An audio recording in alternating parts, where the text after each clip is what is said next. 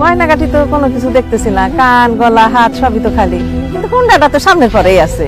ওনাদের কাছ থেকে 15-20 দিনের সময় নাও। 15-20 দিন পরে আমি টাকা জোগাড় করে যতটুকু পারি গয়নাগাটি কিনে দেবো। তুই যখন গয়নাগাটি কিনে টাকা জোগাড় করতে পারস নাই, তখন তোর বউর গায়ের গয়না খুলে দিতে ক।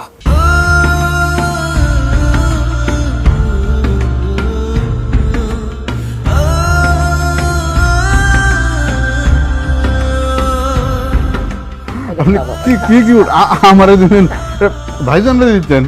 মাছে মাথাটা তুমিই খাও। হ্যাঁ করে দোকানদারি, মুদির দোকানদারি, হ্যার মাথার বুদ্ধির কি দরকার আছে? তুমি কি তোমার মায়ের আপন সন্তান? অবশ্যই আমি আমার মায়ের গর্ভের আপন সন্তান। তার মেয়ের জামাইরে যে পরিমাণ ভালোবাসে, আদর করে, স্নেহ করে, তার 10 ভাগের 1 ভাগও তোমার প্রতি তার নাই। এই বাড়ি ঘর সহ সম্পত্তি যা আছে তোমার মেয়ের জামাইয়ের নামে সব লেখা দাও। আমি আর আমার বউ গাছতলায় গিয়ে থাকুন। আমার তোর আর খাওয়ান পরম দেওয়ান লাগবো না, আমি মেয়ের বাড়িতে যাবো, মেয়ের জামাই আমার খাওয়ান পরম দিব। আমি তো ভাবছি বেআইন আমাকে লাগিয়া ব্যাগ ভর্তি করিয়া আম কাটল নিয়ে আসছে, এখন তো মনে হইতেছে ব্যাগের মধ্যে কিছুই নাই, সব ওনার জামা কাপড়।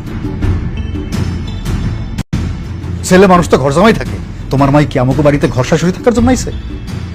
তোমার মায়ের এখনই বলবা কাল সকালে যেন আমাকে বাড়ি থেকে চলে যায়।